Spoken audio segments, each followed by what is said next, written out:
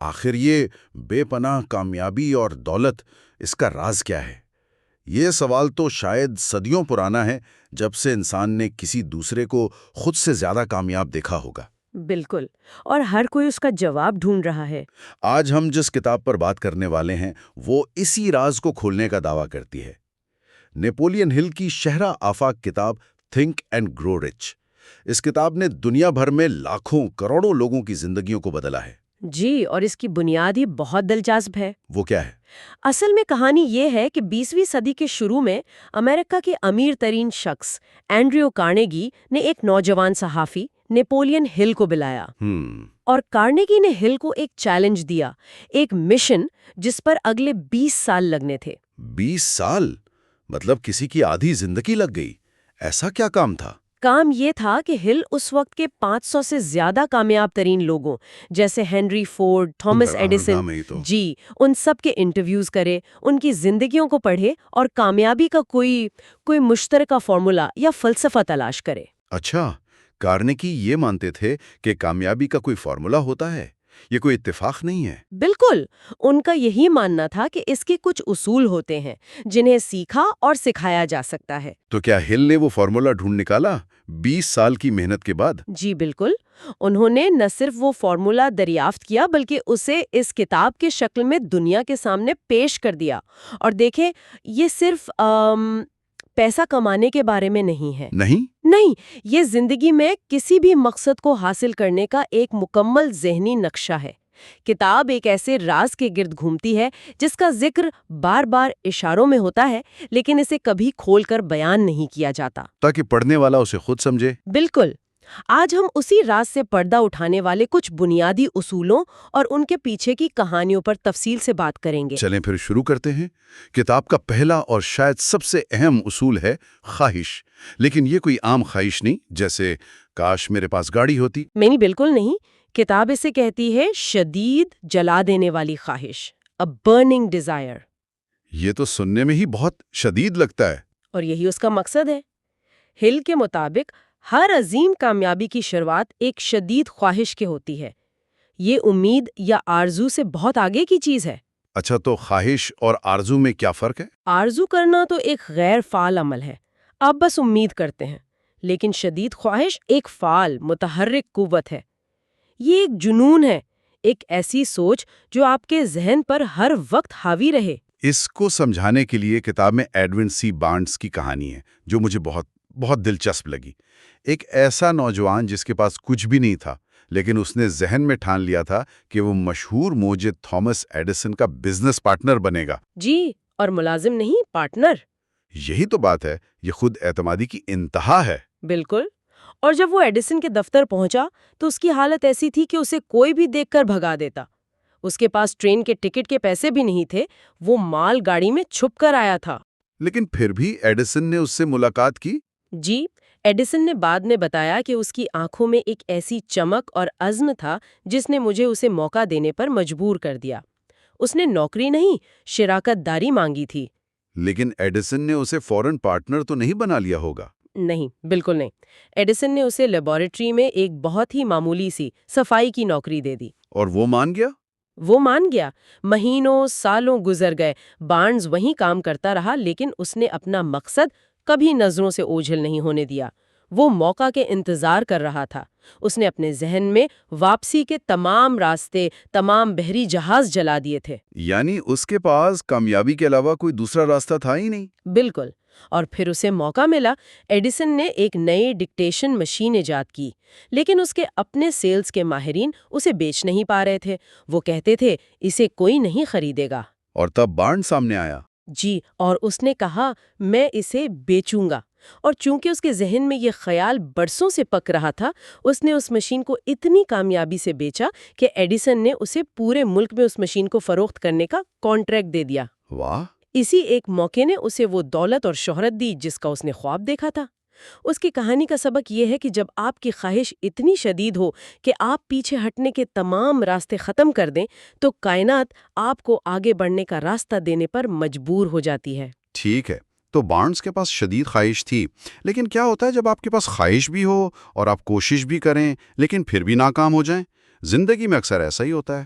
جی بالکل ہوتا ہے۔ یہ مجھے کتاب کی دوسری کہانی کی طرف لے جاتا ہے جو استقامت یعنی پرسسٹنس کے بارے میں ہے، وہ سونے کی کان والی کہانی۔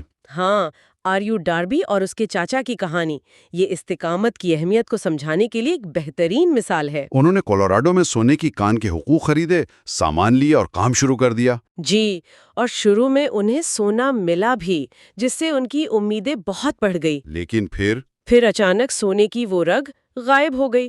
انہوں نے کھدائی جاری رکھی لیکن سونا نہیں ملا، اور یہیں پر زیادہ تر لوگ جو کرتے ہیں انہوں نے بھی وہی کیا، ہمت ہار دی۔ انہوں نے سوچا کہ بس سونا ختم ہو گیا۔ انہوں نے اپنی ساری مشینری چند $100 میں ایک کباڑی کو بیچ دی اور مایوس ہو کر گھر واپس چلے گئے۔ اور اس کباڑی نے کیا کیا؟ اس کباڑی نے ایک انجینئر کی خدمات حاصل کی۔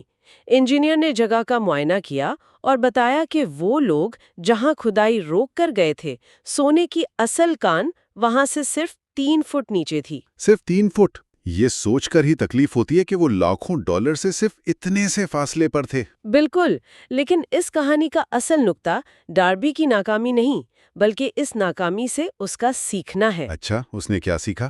ڈاربی نے اس تجربے کے بعد قسم کھائی کہ وہ اپنی زندگی میں پھر کبھی کسی چیز کو صرف اس لیے نہیں چھوڑے گا کہ لوگ نہیں کہہ رہے ہیں۔ اس نے یہ سبق انشورنس بیچنے کے کام میں استعمال کیا اور امریکہ کے چند گنے چنے لوگوں میں شامل ہوا جو سالانہ $10 لاکھ سے زیادہ کی پالیسیاں بیچتے تھے۔ وہ کہتا تھا کہ میں سونے سے 3 فیٹ کے فاصلے پہ رک گیا تھا، لیکن میں اب کبھی بھی کسی کلائنٹ کے نہیں کہنے پر اس سے 3 فیٹ پہلے نہیں رکوں گا۔ واہ! تو اس نے اپنی سب سے بڑی ناکامی کو اپنی سب سے بڑی کامیابی کی بنیاد بنا دیا۔ یہ ہے استقامت۔ جی، یہی ہے۔ لیکن اتنی ثابت قدمی اور اتنی شدت کی خواہش کے لیے ایک اور چیز کی ضرورت ہوتی ہے، اور وہ ہے یقین، فیتھ۔ یہ یقین کہ آپ کامیاب ہوں گے چاہے حالات کتنے ہی ناممکن کیوں نہ لگیں۔ بالکل۔ اور اسے سمجھانے کے لیے ہل نے اپنی ذاتی زندگی کی ایک ناقابل یقین کہانی سنائی ہے۔ جی، یہ ان کے اپنے بیٹے بلیر کی کہانی ہے۔ وہ پیدائشی طور پر بغیر کانوں کے پیدا ہوا تھا۔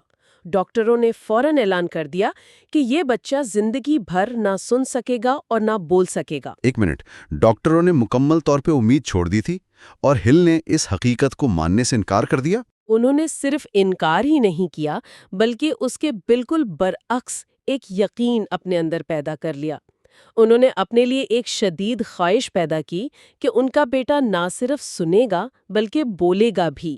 انہوں نے ڈاکٹر کی رائے کو مسترد کر دیا۔ لیکن انہوں نے یہ کیا کیسے؟ یہ تو فطرت کے قوانین کو چیلنج کرنے جیسا ہے۔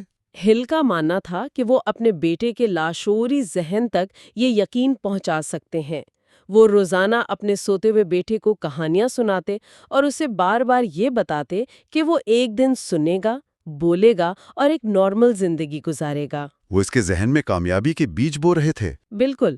نتیجہ یہ نکلا کہ جب بلیئر تھوڑا بڑا ہوا تو گھر والوں نے محسوس کیا کہ وہ آواز پر رد عمل دے رہا ہے۔ بعد میں پتہ چلا کہ وہ اپنی کھوپڑی کی ہڈیوں کے ذریعے آواز کی تھڑ تھڑاہٹ کو محسوس کر سکتا تھا۔ یہ تو حیران کن ہے، یعنی اس کا دماغ سننے کا کوئی متبادل راستہ تلاش کر رہا تھا۔ جی، اور اسی صلاحیت کی بنیاد پر اس نے بولنا بھی سیکھ لیا۔ اس کی معذوری ہی اس کی سب سے بڑی طاقت بن گئی۔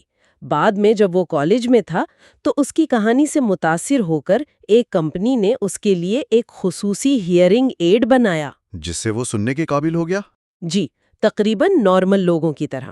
یہ کہانی اس بات کا ثبوت ہے کہ یقین اور خواہش مل کر ایسی حقیقتیں بھی تخلیق کر سکتے ہیں جو بظاہر ناممکن ہوں۔ یہ تمام اصول، شدید خواہش، استقامت اور یقین، بہت طاقتور ہیں، لیکن ان سب کو عملی زندگی میں کیسے استعمال کیا جا سکتا ہے؟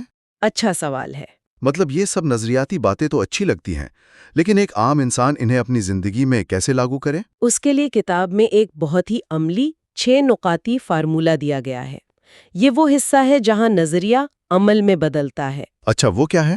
میں ایک ایک کر کے بتاتی ہوں۔ پہلا، اپنے ذہن میں وہ مخصوص رقم طے کریں جو آپ حاصل کرنا چاہتے ہیں، صرف یہ نہیں کہ میں امیر بننا چاہتا ہوں۔ ٹھیک ہے، ایک مخصوص ہدف۔ دوسرا، یہ طے کریں کہ اس رقم کے بدلے میں آپ کیا دینے کو تیار ہیں۔ آپ کا وقت، محنت، کوئی آئیڈیا۔ یعنی مفت میں کچھ نہیں ملتا؟ بالکل۔ تیسرا، ایک حتمی تاریخ مقرر کریں۔ چوتھا، ایک واضح منصوبہ بنائیں اور فوراً اس پر عمل شروع کر دیں، چاہے آپ تیار ہوں یا نہیں۔ فوراً عمل شروع کر دیں، یہ دلچسپ ہے۔ جی، انتظار نہیں کرنا۔ پانچواں، ان تمام چیزوں کو ایک کاغذ پر صاف صاف لکھ لیں۔ اور چھٹا اور سب سے اہم، اس تحریر کو دن میں 2 بار، صبح اٹھنے کے بعد اور رات کو سونے سے پہلے بلند آواز سے پڑھیں، اور پڑھتے ہوئے یہ تصور کریں اور محسوس کریں کہ وہ دولت پہلے ہی آپ کے پاس ہے۔ ٹھیک ہے، آئیے ان کو تھوڑا کھولتے ہیں۔ پہلا نقطہ، مخصوص رقم۔ یہ اتنا ضروری کیوں ہے؟ کیونکہ بہت امیر ایک غیر واضح خیال ہے۔ آپ کا لاشعوری ذہن غیر واضح ہدایات پر کام نہیں کر سکتا۔